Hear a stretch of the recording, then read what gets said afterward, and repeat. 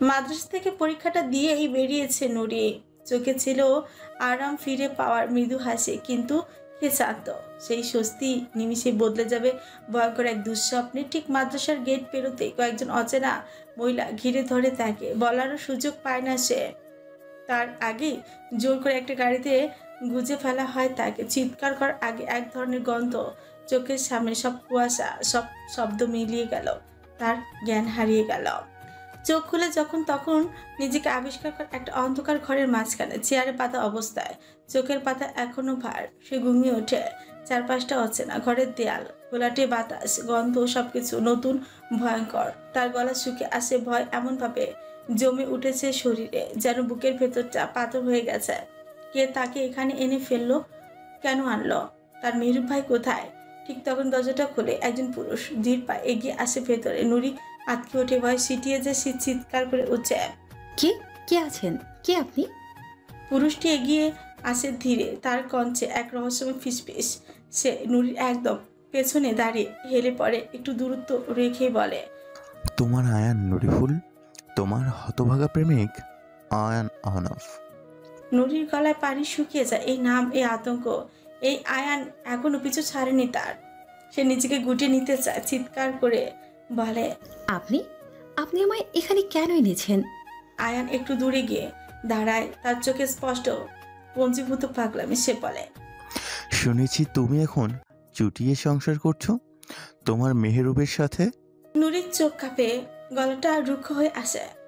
আপনি আমায় কেন এনেছেন এখানে? আয়ান ঠান্ডা গলায় জবাব দেয়। নুরি তোমায় বিয়ে করতে, নিজের করে নিতে। কাপাক কঞ্চে বলে, দয়া করে, আমি এখন একজন পুরুষের আপন নারী। আমায় যেতে দিন, আমায় ভুলে যান। আয়ান হেসে ওঠে, একটা বিকৃত হাসি, তার ঠোঁটের কোণে পাগলামি ফুটে ওঠে। তুমি এক পুরুষের কি শত পুরুষের হয়ে থাকো, তবুও আবার তোমাকেই চাই নুরিফুল। নুরি চিৎকার করে ওঠে, খবরদার, এমন কথা মুখেও আনবি না আয়ান। তুই নমরুদ, আমি শুধু আমার স্বামীর, আমি শুধু আমার পুরুষের। আয়ান তার ছেলের হাসি দেয়, তার চোখে আগুনের শিখা। যা বলার বলো এখন, আর কিছুক্ষণ পরেই বিয়ে করে তোমায় হালাল করে নেব। তোমার প্রতি ভালোবাসার যে দহনে পুড়েছি এত বছর, সেই দহন এবার তোমায় পুড়িয়ে ছাই করে দেব। নুরি কাঁপে, পুরো শরীরটা আতঙ্কে জমে যায়। সে জানে এটা সত্যি হলে তার বাঁচার আর কোনো পথ নেই, শুধু আত্মহত্যা। সে একমাত্র উপায়। সে তো শুধু এক পুরুষের, শুধু তার মেহরুব ভাইয়ের। এই কলঙ্কের আগুনে সে নিজেকে পোড়াতে পারবে না। তার চোখ বেয়ে অশ্রু গড়ায়। সে করজোরে কাঁদতে কাঁদতে বলে, আমায় ছেড়ে দিন, আমি এক পুরুষের নামেই মরতে চাই। আমায় এত বড় কলঙ্কের রঙের রাঙাবেন না। আইন এগিয়ে এসে নিচু গলায় বলে, কেঁদো না নুরিফুল, তোমার চোখের পানি মুছে দেওয়ার অধিকার এখনো আমি পাইনি যে। তারপর একটু থেমে বলে, নুরি তুমি আবার নামেই বাজবে, আয়ান আহনাফের কলঙ্কে রাখবে নুরিফুল।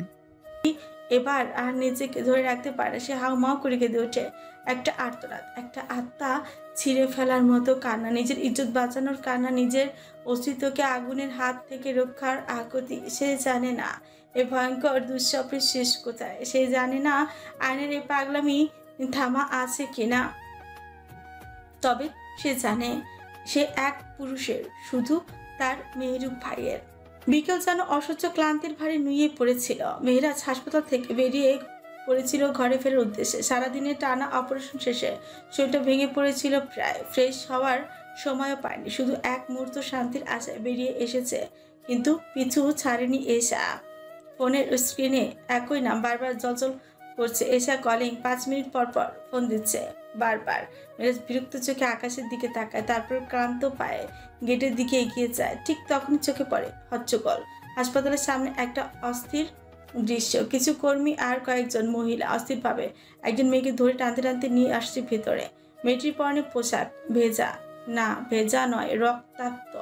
এক মুহূর্তের জন্য মেরাজ পাশ কাটিয়ে চলে যেতে চাইছিল। অজস্র রুগী আসে যায়, সব দেখা সম্ভব নয়। তবে ঠিক তখনই চোখ আটকে গেল মেয়েটির কনিষ্ঠ আঙুলে বাঁধা ঘড়িটা যেন চিৎকার করে উঠল। চোখ একবার পিটপিট করে চেয়ে দেখে মেহরাজ, তারপর এক লাফে কয়েক কদম এগিয়ে যায়। এই ঘড়ি, এটা তো মেহরুবের। কণ্ঠ যেন গলা শুকিয়ে আসে। সকালে সেই দৃশ্যটা স্পষ্ট ভেসে উঠে মনের পর্দা। গেটের সামনে দাঁড়িয়ে মেহরুব তার নুরির হাতে ঘড়িটা পরিয়ে দিচ্ছিল, নরম গলায় বলছিল, সময় দেখে ঠিক মতো পরীক্ষা দিবি, সাহস হারাবি না, ঠিক আছে? মেয়েরাজের শরীর কেঁপে উঠছে বুকের ভিতরে, ধুকধুক করে শব্দ তীব্র হয়। ওর পা দুটো আপনা আপনিতে পিছিয়ে যায়, কিন্তু হৃদয়টা সমানে ছুটে যেতে চায়। রক্ত চপচপ করে পড়ছে, আঙুল বেয়ে রক্ত গড়িয়ে পড়ছে। মেয়েটির পরনে বোরকা, নিকাব, হাত মোজা সব ভিজে গেছে লালচে দাগে। আর সেই রক্তাক্ত দেহটা নুরি, তার ছোট বোন। মেয়েরা চোখের সামনে দেখে কিন্তু স্পর্শ করে না, ধরার অধিকার নেই তার। এখন সে শুধুই একজন ভাই, একজন পুরুষ, অন্য কোনো পরিচয় এখানে মানায় না। ওর বুকটা যেন চোরমার হয়ে যায়, ধরতে পারে না, কিছু বলতে পারে না, কিছু করতেও পারে না, শুধু ঝড়ের মতো কাঁপতে থাকে ওর কঞ্চ। নার্সের দিকে তাকে ফিসফিস করে বলে ওঠে, তাড়াতাড়ি একজন মহিলা ডাক্তার ডাকুন প্লিজ। আর শুনেন, ও আমার বোন, কোনো পুরুষ ওকে ছোবেন না, ওর পবিত্রতা নষ্ট হবে প্লিজ। নার্সের চোখও খানিক ভেসে ওঠে, দ্রুত ছুটে যায় সে। একজন মহিলা ডাক্তার এসে দ্রুত অবস্থা বুঝে ফেলে, সঙ্গে সঙ্গে নুরিকে আইসিইউতে নেওয়ার ব্যবস্থা হয়। মেয়েরাজ তখনও দাঁড়িয়ে পাথরের মতো স্থির সেফ তাকিয়ে থাকে আইসিইউর দিকটায়। তারপর যেন হুঁশ ফিরে আসে, পকেট থেকে ফোন বের করে কল দেয় বাড়িতে। আব্বা, কণ্ঠ থেমে যায়। আব্বা, নুরি অ্যাক্সিডেন্ট, আমি হাসপাতালে আছি, দোয়া করেন, আপনারা চলে আসেন। কথাগুলো শেষ হতে ওর গলা কেঁপে উঠছে। হাসপাতালের শীতল আলোয় মেয়েরাজের মুখটা আরো বেশি ক্লান্ত, আরো বেশি বিধ্বস্ত দেখায়। ভেতরে ভেতরে সে ছটফট করে। এই একটা মেয়েই তো ছিল যাকে দেখে প্রতিদিন সাহস পেত সে। এই নুরি আজ রক্তে ভেজা, ওকে ছুতে পারলো না ও। মেয়েরা চোখ বন্ধ করে ফিসফিস করে বলে, আমার ভাইয়ের কি হবে? রাত ঠিক 9টা। হাসপাতালের করিডোরে এখন অনেকটাই ফাঁকা। চিকিৎসার কোলাহল, দৌড়চাপ সব কেমন ধীরে ধীরে স্তিমিত হয়ে এসেছে। শুধু এক কোণায় নিঃশব্দে বসে আছে মেহনুর। হাত দুটো কেবল কোলে রেখে বসে আছে সে। চোখ যেন ফাঁকা বাতাসে আটকে আছে। চোখে পানি নেই, কান্নাও নেই, নেই কোনো আহাজারি। একটা সময় ছিল যখন সে এমন অবস্থায় ছুটে এসে গলা ছেড়ে কেঁদে উঠত, কিন্তু এখন এগুলো যেন তার নিত্যদিনের দৃশ্য। প্রতিদিন একটা করে মৃত্যু, প্রতিদিন একটা করে কান্না, প্রতিদিন কেউ না কেউ হারিয়ে যাচ্ছে। আর সে একা একা সেসব দেখে দেখে এক প্রকার মানসিক মৃত্যুতে ঢুকে পড়েছে। তার ভেতরে কেবল একটাই প্রশ্ন ঘুরপাক খাচ্ছে, কেন হচ্ছে এসব? কারা করে এসব? এত নিষ্ঠুরতা কেন? মেহরুব, তাকে তো কোনোভাবে থামানো যাচ্ছে না। সে যেন আর মানুষ নেই, একটা পাগল হয়ে গেছে। নুরির অপারেশনের সময় সে চোখের জলে ভিজিয়ে ফেলেছিল পুরো করিডর। সবাই তাকে বাধা দিয়েছিল, ডাক্তাররাও তাকে থামাতে চেয়েছিল, কিন্তু সে থামেনি। একটাই কথা বলছিল, আমার নুরি ফুল, আমার চোখের তারা, আমি ওর পাশে থাকবো, ওকে দেখবো। ডাক্তারের ঘর ভর্তি ছিল মহিলাদের দিয়ে, কিন্তু তাতে কিচ্ছু আসে যায়নি তার। নিজেও একজন ডাক্তার হয়ে সে ভুলে গিয়েছিল পেশাদারিত্ব। কারণ সেই মুহূর্তে সে কেবল একজন স্বামী, একজন পাগল প্রেমিক। নুরির অবস্থা ভালো না, অতিরিক্ত রক্তক্ষরণে তার জীবন এখন ভীষণ ঝুঁকিতে। ডাক্তাররাও নিরুত্তর, চোখে কেবল ক্লান্তি আর দুশ্চিন্তার ছায়া। মেহনুর, মেহরাজ অনেক চেষ্টায় মেহরুবকে ধরে রেখেছে। মেহনুর তাকে বোঝাতে বোঝাতে নিজের বুকের ব্যথা আবারও অনুভব করছে, কারণ সেও একদিন নিজের জীবন নিয়ে এই হাসপাতালের এক কোণায় বসে কেঁদেছিল। তাদের চোখে চোখ পড়তে দুইটা বিষাদ ভরা আত্মা একে অপরকে ছিনে নেয়। ব্যথা চেনার জন্য রক্তের সম্পর্ক লাগে না, এইটুকু অনুভবই যথেষ্ট। নুরির বাবা শুরুতে ভীষণ শক্ত ছিলেন, সবার সামনে নিজেকে ধরে রেখেছিলেন, কিন্তু যখন মাগরিবের নামাজে দাঁড়ালেন, মোনাজাতে মেয়ের নাম উচ্চারণ করলেন, তখন আর পারেননি। হে আল্লাহ, আমার মেয়েটাকে ফিরিয়ে দাও। একবার চোখ খুলে মেলে তাকাক সে। এই দোয়ার মাঝে হঠাৎ মসজিদের ভেতরেই পড়ে যান তিনি। প্রেসার বেড়ে অজ্ঞানী হয়ে যান, আর মসজিদের নীরবতা যেন থমকে যায় কান্নার শব্দে। নুরির মা তো ভেঙেই পড়েছেন। সন্তানের যন্ত্রণা কোনো মা সহ্য করতে পারে না, তার কান্না যেন বাতাস কাঁপিয়ে দেয়। আর দাদা যান, দাদি যান চোখে হাত দিয়ে চুপ করে বসে আছেন। চোখে শুধু স্মৃতি, শুধু প্রিয় মুখখানা ভেসে ওঠে। আর মেয়েরও, সে কেবল এক কথাই বলে যাচ্ছে বারবার, পাথরের মতো মুখে ফাটা কঞ্চে, আমার নুরি ফুলের যদি কিছু হয়ে যায়, আমি ধ্বংস হয়ে যাব। আমি আর থাকবো না এই পৃথিবীতে।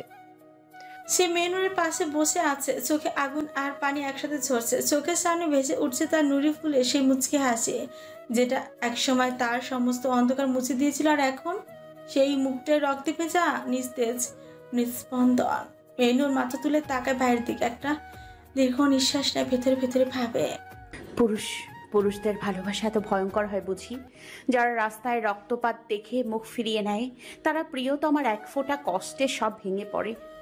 সে ধীরে ধীরে হাত বাড়িয়ে মেরুবের গাল বেয়ে নেমে আসা অশ্রু মুছে দেয়, নরম অথচ দৃঢ় কঞ্চে বলে, চিন্তা করো না ভাইজান, তোমার নুরি ফুল তোমারই থাকবে ইনশাল্লাহ। আল্লাহ আছেন, তুমি কি জানো না তিনি আমাদের কখনো ভুলে যান না? মেহিরব কিছু বলতে যাবে, ঠিক তখনই করিডোরে হেঁটে আসে এহসান। হাঁটার ভঙ্গিতে ছিল অস্থিরতা, চোখে জ্বলন্ত আগুন। সে এসে উচ্চস্বরে ঘুরছে ওঠে। যে নুরিকে এমন করেছে তাকে খুঁজে পেয়েছি আমি। এবার বলো বিচার কে করবে, ওর বাপ নাকি ওর স্বামী? যেন বিস্ফোরণ ঘটিয়ে উঠে দাঁড়ায়, তার চোখ দুটো রক্তবন্ধ হয়ে গেছে রাগে। সে গর্জে ওঠে, ওর স্বামী আমি। ওই হারামির বিচার আমি করব, নিজের হাতে করব। আমি তার জীবন শেষ করে দিব। তার কণ্ঠস্বর বজ্রপাতের মতো গর্জে ওঠে। চারপাশ মূর্তি নিস্তব্ধ। এহসান ধীরে ধীরে তার দিকে এগিয়ে আসে। পাশে থাকা মেহনুর মাথা নিচু করে নীরব নিথর, যেন দুঃখের ভারে চুপসে যাওয়া এক ফুল যার উপর ঝড় বয়ে গেছে, অথচ সে কাঁদছে না। এহসান মেহরুবের সামনে এসে থামে, ধীরে তার কাঁধে হাত রাখে। মেহরুব ঘাড় ঘুরিয়ে হাতটার দিকে তাকায়, চোখে আগুন, নিঃশ্বাসে আগুন। মারতে হলে ভয়ঙ্করভাবে মারতে হবে, এহসানের গলা দৃঢ়তা। নয়তো তার দায়িত্ব আমার লোকজন নেবে। আমরা স্বীকার করি নিঃশব্দে, কিন্তু ছায়া লেপটে থাকে শরীর জোরে। মেহরুবের কপালের রক ফুলে ওঠে, দাঁত কিরমির করে সে বলে, ভয়ঙ্করের চেয়েও ভয়ঙ্কর রূপ নিতে রাজি আমি। আমার হাতেই চাই বিচার। এহসানের ঠোঁটে এক রহস্যময় মুচকি হাসি খেলে যায়। তাহলে তৈরি হ, অল্প কিছু সময়ের মধ্যে আমরা রওনা হব। রক্ত মুছে ফেলবো সম্মানের। এরপর তার চোখ স্থির হয় এক কোণে চুপচাপ বসে থাকা মেহনুর। তার পাশ থেকে কিছুটা দূরে বসে আছে এশা। এহসান ধীরে হাঁটতে থাকে বোনের দিকে। এশার পাশে মেরাজ বসে আছে, কোণে এক ফাইল নিয়ে ব্যস্ত, হয়তো জগতের কোনো হিসাব। কিন্তু এই মুহূর্তে এহসানের কাছে সবকিছুই মিথ্যা। এশার সামনে যেতেই সে উঠে দাঁড়ায়, মাথা নিচু করে সালাম দেয়। আসসালামু আলাইকুম ভাইজান। তীক্ষ্ণ চাহনিতে কিছু মুহূর্ত তাকিয়ে থাকে এহসান। তার ছোট্ট এশা আজ কত বড় হয়ে গেছে, সংসার হয়েছে, জীবন হয়েছে, কিন্তু ভাইয়ের চোখে সে আজও সেই ছোট্ট মেয়ে, যার মাথায় বেনি ছিল ও চোখে স্বপ্ন ছিল। এহসান হাত বাড়িয়ে দেয় আর এসে ঝাঁপিয়ে পড়ে ভাইয়ের বুকে। কতদিন পর দেখা, কতদিন পর এই আপন ছোঁয়া। কপালে আলতো করে ঠোঁট ছোঁয়া এহসান বলে, ওয়ালাইকুম আসসালাম, কেমন আছিস? এসব ছোট্ট এই কষ্ট লুকানো হয় খাসিয়ে। এই তো একরকম আছি, আলহামদুলিল্লাহ, ভালো থাকার চেষ্টায় আছি। ভাইজান, নুরি তো এখন ফুল নয়, শুকনো একটা পাতার মতো পড়ে আছে। এহসানের বুক চেপে আসে, সে দীর্ঘ নিঃশ্বাস ছেড়ে বলে, বুঝতে পারছি। আমার বেগম আজ নীরব। আল্লাহর কাছে আল্লাহ হয়তো বুঝ দিয়ে দিয়েছেন তাকে, না হলে কান্নার ঢেউতে হয়তো আজ আমার নিঃশ্বাস থাকতো না। এসে চোখ নামিয়ে ফেলে। না ভাইজান, বুঝ দেয়নি কেউ, ও পাথর হয়ে গেছে, তাই এমন নীরব। তুমি যাও, ওর কাছে যাও, আজ ও শুধু তোমার ছায়া চাই বলে। এহসান এক মুহূর্ত নিঃশব্দে তাকিয়ে থাকে তার বোনের মুখে, তারপর আলতো করে মাথায় হাত রাখে, বুকের মধ্যে টেনে নেয়। ভাইয়ের স্নেহ, ভাইয়ের ভয়, ভাইয়ের আশ্রয় হয়ে এহসান এশাকে ছেড়ে মেনুরের দিকে এগিয়ে আসে ধীর পায়। মেহরুব উঠে দাঁড়ায় ধীরে। এহসানকে আসতে দেখে নিজে থেকেই জায়গা ছেড়ে দেয়। সে জানে এহসান বসবে ওর প্রিয় মেহনুরের পাশে। এহসান ধীর পায়ে এগিয়ে আসে, তার চেহারায় ক্লান্তির ছাপ, কাঁধে যেন হাজার যুদ্ধে ফিরে আসা কোনো বীরের ভার। একবার মেহরুবের দিকে শান্ত চোখে তাকায় সে, তারপর নিঃশব্দে বসে পড়ে মেহনুরের পাশে। মেহনুর এক ঝলক তাকায় এহসানের দিকে, হৃদয়ের গভীর থেকে কেমন একটা অচেনা বেদনা বয়ে যায়। ক্লান্ত চোল, অগুছালো চোখ, নীরবতা এহসানকে যেন ভীষণ ক্লান্ত দেখায় আজ। চোখ নামিয়ে নেয় সে, তবুও হাত বাড়িয়ে দেয়, ছুঁয়ে দেয় এহসানের চুলগুলো। এহসান চোখ বুঝে নেয় এই এক ক্ষণিকের শান্তি, যেখানে না আছে রক্ত, না আছে হিংস্রতা, শুধু আছে তাদের দুজনের নিঃশব্দ ভালোবাসা। মেহনুর ফিসফিস করে বলে, এমন অবস্থা কেন? এহসান চোখ মেলে চেয়ে থাকে মেহনুরের চোখে, একটা বাঁকা হাসি ঠোঁটে এনে উল্টো প্রশ্ন ছুড়ে দেয়। তুমি কাঁদছো না যে আজ? মেহনুর দীর্ঘ নিঃশ্বাস ফেলে, চোখ দুটো যেন আকাশের মতো বিস্ফৃত হয়ে যায় যন্ত্রণায়। কি আর করব, এগুলো এখন নিত্যদিনের ঘটনা হয়ে গেছে। প্রতিদিন নতুন রক্ত, নতুন কান্না, আর আমি প্রতিদিন নতুন করে মরি, জানেন? এই কথা শুনে এহসান হালকা মুচকি এসে আবার নিঃশ্বাস ছাড়ে। এ দুনিয়া যুদ্ধক্ষেত্র প্রিয়তমা, এখানে টিকে থাকতে হলে যুদ্ধ করতেই হয়। মেনুর কিছুক্ষণের জন্য চুপ করে থাকে, চোখে ভাসে আয়ান, রক্ত, মেহরুবের গর্জন সব। তারপর আবার এহসানের দিকে তাকিয়ে ধীরে জিজ্ঞেস করে, আপনি কিছু খেয়েছেন? এহসান সামনের দিকে তাকিয়ে গলার স্বর নরম করে উত্তর দেয়। হুম। শব্দটা ছোট্ট, কিন্তু গলায় একটা ক্লান্তি মিশে থাকে। এই ছোট্ট মুহূর্তটা ছিল দুজনের, তাদের, যেখানে মৃত্যু, প্রতিহিংসা, রক্তের মধ্যেও এক চিলতে ভালোবাসা টিকে ছিল নিঃশব্দ। এহসানের লোকজন অনেক খোঁজ খবরের পর অবশেষে আয়নকে ধরে এনেছে। তার জন্য সাজানো হয়েছিল এক জাহান্নাম। শহরের উপকণ্ঠে পড়ে থাকা পুরনো একটা গোজাউন, দেয়ালের সাথে সাথে শ্যাওলা মেঝেতে ছড়িয়ে থাকা মরিচা ধরা যন্ত্রপাতি আর অদ্ভুত একটা শীতল গন্ধ। মাঝখানে কাঠের একটা চেয়ার, সেই চেয়ারে গুজে বসানো আয়ান। না, শুধু বসানো নয়, আটকে রাখা হয়েছে নিষ্ঠুরভাবে। তার দু হাত উপরে টানা, প্রতিটি আঙুলে মোটা সুতলি পেঁচানো, সেগুলো আবার রশির মাধ্যমে বাঁধা হয়েছে গোডাউনের চার কোণে। এক এক করে টানতে টানতে আঙুলের হাড় আলাদা হয়ে যাচ্ছে, রক্ত কুচকে যাচ্ছে আঙুলের গাঁটে, চামড়া ছিঁড়ে মাংস ফেটে বেরিয়ে আসছে। তবুও মুখে একটাই কথা, নুরিফুল শুধুই আমার। চোখে ভয় নিয়ে আছে উম্মাদ ভালোবাসার দাবানোর। এমন সময় গোডাউনের ভারী লোহার দরজাটা ঠেলে ভেতরে প্রবেশ করে এহসান। তার ডান পাশে হেঁটে আসছে মেহরুব, চোখ দুটো চলছে রক্তের মতো লাল হয়ে। দুজনে একসাথে সামনে এসে দাঁড়ায় আয়নের। আয়ান চেয়ে থাকে মেহরুবের দিকে, চোখে এক পেশে প্রেম, ছোট্ট ক্ষত বিক্ষত হাসি। আর মেহরুব এক ঝটকায় গর্জে ওঠে, তোর জন্য আমার নুরিফুল আজ কান্নায় ভেঙে পড়েছে। এই বলে বাঘের মতো ঝাঁপিয়ে পড়ে আয়নের দিকে, কিন্তু ঠিক তখন এহসান এক হাতে ঠেলে থামিয়ে দেয় ওকে। থামো ভাতিজা, এত তাড়াহুড়ো করিস না। ভয়ঙ্কর মৃত্যুটা আমি দেখতে চাই। ধীরে, পরিপাটি করে হোক শাস্তি। তারপর চোখের ইশারায় হাসিবকে ডাক দেয়। হাসিব ছায়ার মতো এগিয়ে এসে হাতে একটা তীক্ষ্ণ ছুরি তুলে দেয় এহসানের হাতে। এহসান ছুরিটা একবার ঘুরিয়ে দেখে, ধার পরীক্ষা করে, তারপর সেটা মেহরুবের হাতেই তুলে দিয়ে বলে, যা তোর সামনে ইচ্ছে কুপা, আমি আছি, তুই শুধু খেল দেখাস। মেহরুব ছুরি হাতে নেয়। তার চোখে এখন আর মানুষ নেই, একটা হিংস্র পশু দাঁড়িয়ে আছে সামনে। এক রক্ত পিপাসু হাসি দিয়ে সে এগিয়ে যায়। তারপর একটা, দুইটা, তিনটা, 7 থেকে 8টা ছুরি কোপে সোজা আয়নের বুকের মাঝে বরাবরই। প্রতিটা কোপে তীব্র রক্ত ধারা উঠে এসে ছিটকে পড়ে মেহরুবের মুখে জামায়। সে তবু থামে না। তুই আমার স্ত্রীর দিকে হাত বাড়িয়েছিস, তোর রক্ষা নেই। আমি যতটা শান্ত ততটাই ভয়ঙ্কর।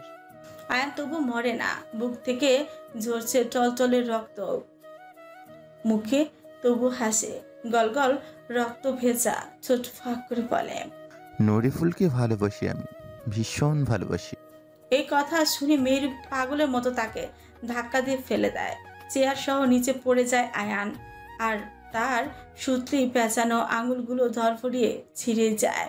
প্রতিটি আঙুল মেঝেতে পড়ে থাকে আলাদা আলাদা করে, মেঝেতে একটার পর একটা রক্তাক্ত আঙুল। এহসান দাঁড়িয়ে হালকা করে তাল চাপ দেয়, যেন নাটক চলছে। তার ছোট এক পেশে ফাঁকা হাসি।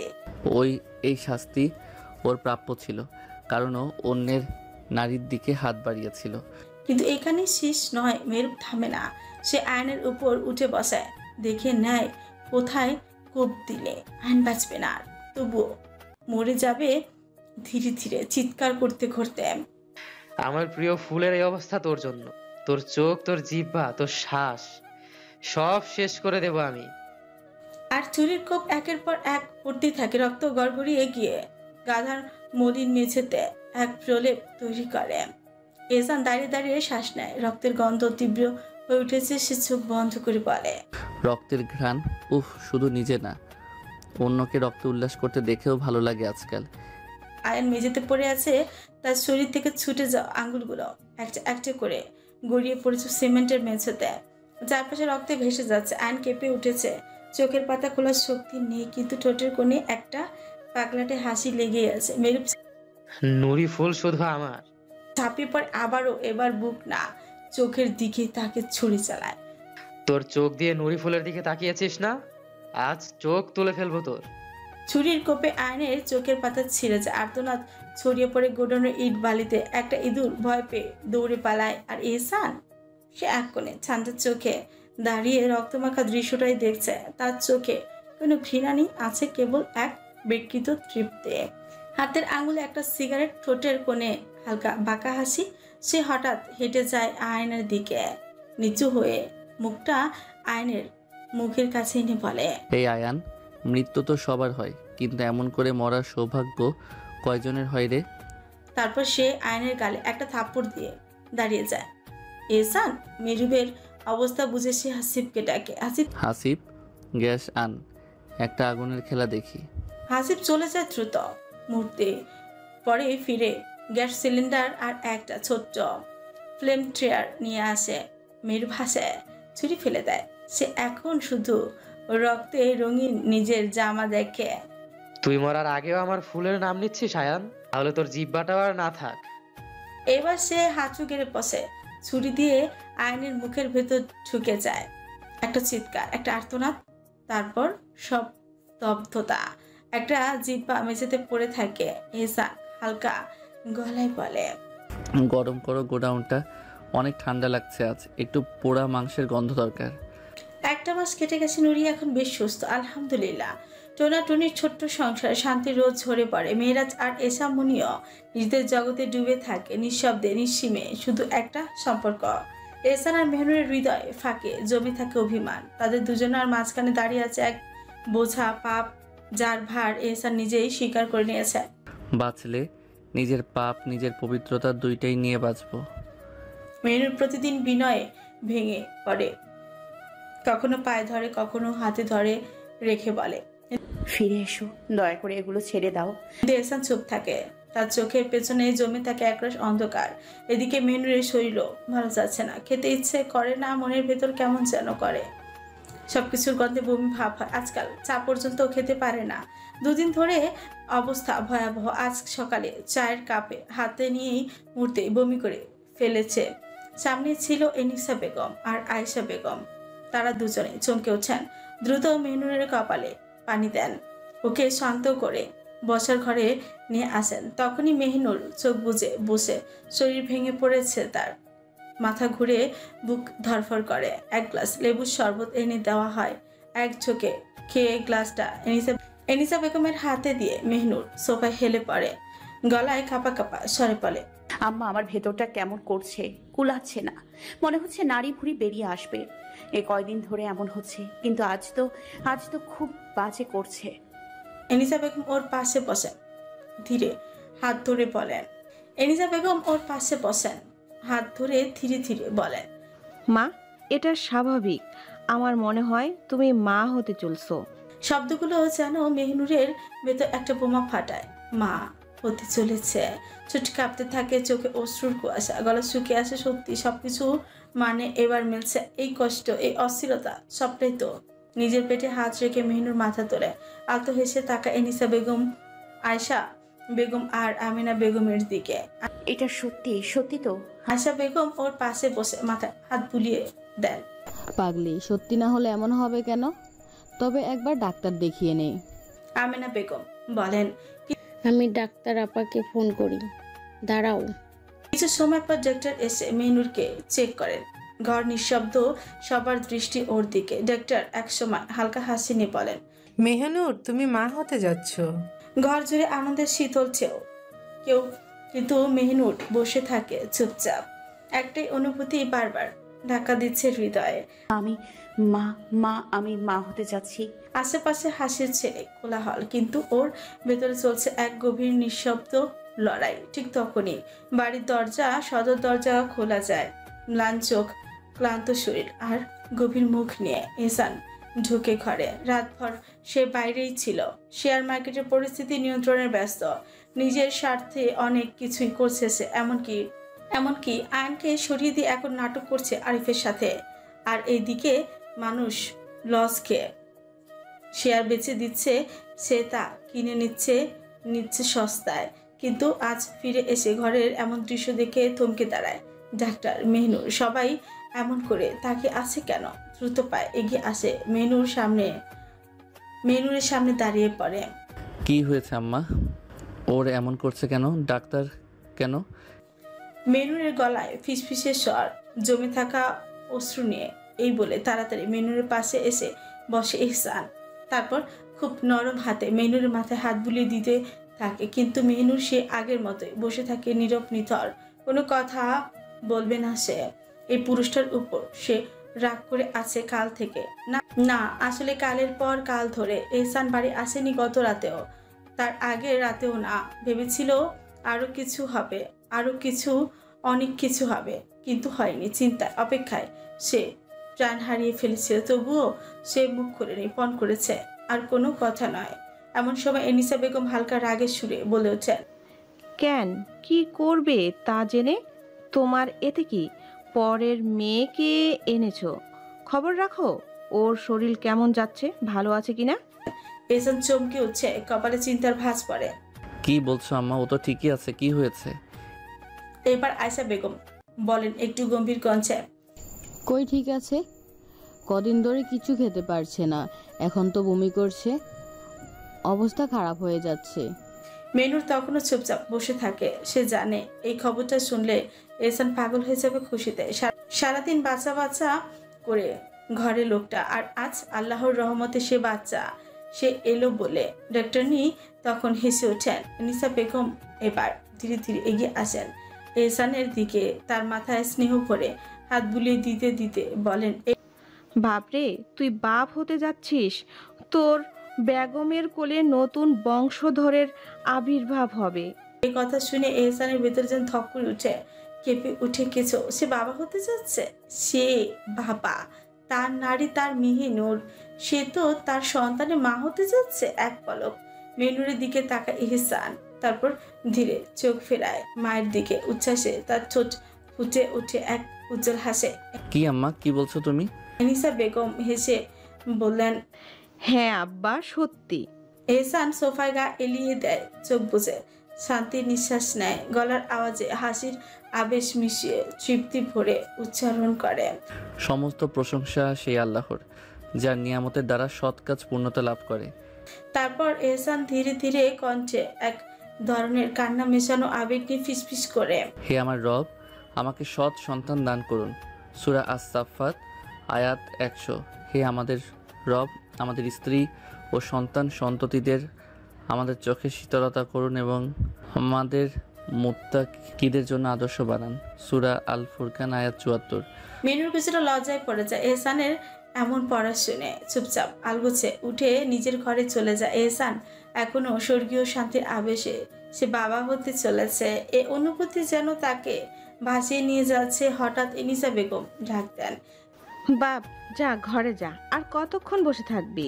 এহসান চোখ খুলে পাশে দাঁড়ায়, কিন্তু কই, মেনুর তো এখানে নেই। ধীরে ধীরে উঠে দাঁড়াইছে, এনিসা বেগমের দিকে তাকিয়ে বলে, দোয়া করবেন আম্মা, যেন আমি একজন মুত্তাকি সন্তানের জনক হতে পারি, আর আমার স্ত্রী যেন আপনার মতো একজন আদর্শ মা হয়ে উঠতে পারে। এনিসা বেগম হেসে বললেন, আমার প্রতিটি মোনাজাতে তোদের জন্যই দোয়া থাকে বাবা, তোরা আর তোদের সন্তানের জন্য। এহসান হেসে বলে, আব্বা ভাইজেনেরা কোথায়? আয়েশা বেগম উত্তর দেন, তারা মজলিসে। এহসান ওনাদের উদ্দেশ্যেই বলে, আমি। ও দোয়া করবেন আমাদের জন্য। বেগম হেসে বলেন, দোয়া আছে ভাই। ঘরে ফিরে আসে এহসান, দেখে মেনুর বিছানায় বসে আছে, এক দৃষ্টিতে বেলকুনির দিকে তাকিয়ে। এহসান আলতো পায়ে তার দিকে এগিয়ে যায়।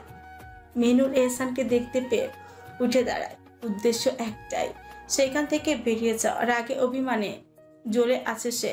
এহসান ততক্ষণে তার হাত ধরে নেয়। মেনুর থেমে যায়, সে হাতে তাকিয়ে কঠোর গলায় বলে, ছাড়ুন বলছি, আমায় ছোবেন না। এই বলে হাতটা ছাড়িয়ে নেয়। এহসান মুচকে হেসে এক টানে তাকে টেনে নেয় নিজের বুকের সাথে। মেনু ছটফট করে, চায় এহসান থেকে ছুটে যেতে, কিন্তু এহসানের হাত তার কোমরে শক্ত করে বাঁধা, আর মেহনুর স্তব্ধ হয়ে যায়। হাজারো বার সে এই স্পর্শে অধিকারী হয়েছে, দিনে রাতে, কিন্তু প্রতিবারই নতুন করে শিহরিত হয়। মনে হয় এই স্পর্শ নতুন, এই ভালোবাসা নতুন। এহসান চোখে ভালোবাসা নিয়ে বলে, মেহনুর। এত রাগ করছো কেন? কাল তো পা পর্যন্ত ধরেছিলাম। রেগে গিয়ে বলে, তো মাফ চেয়ে কি করলেন? সেই তো একই কাজ করলেন, জুতা মেরে করুদান। এহসান হেসে তার থুতনি আলতো ছুঁয়ে বলে, এত রাগ করো না প্রিয়তমা, তুই যদি এভাবে রেগে যাও তাহলে আমি আমার বাচ্চাটাও তোমার মতো রাগচাটা হয়ে যাবে। মেহনুর এবার এহসানের হাত সরিয়ে দেয়। আরুন আমায়, আমি কথা বলবো না আপনার সাথে। এহসান ধীরে বলে, যান, মাফ করে দেওয়ার আর কখনো কখনো দেরি করে বাড়ি ফিরবো না। মেহনুর কড়া চোখে তাকিয়ে বলে, মনে থাকে যেন, আর যদি 10টার আগে বাড়ি না আসেন তাহলে ঘরে জায়গা হবে না, বলে দিলাম। এহসান হেসে ফেলে। আজ তার খুশির দিন। আজ সে পরিপূর্ণতার দিকে আরেক ধাপ এগিয়ে গেল। এহসান মেহনুরের কপালে চুমু এঁকে দেয়, তার গাল দুটো হাতে ধরে ভালোবাসা মাখা গলায় বলে, ধন্যবাদ আমায় এত বড় নিয়ামতের অধিকারী বানানোর জন্য। ধন্যবাদ প্রিয়তমা, আমার মতো পাপিষ্ঠ পুরুষের অস্তিত্ব গ্রহণ করার জন্য।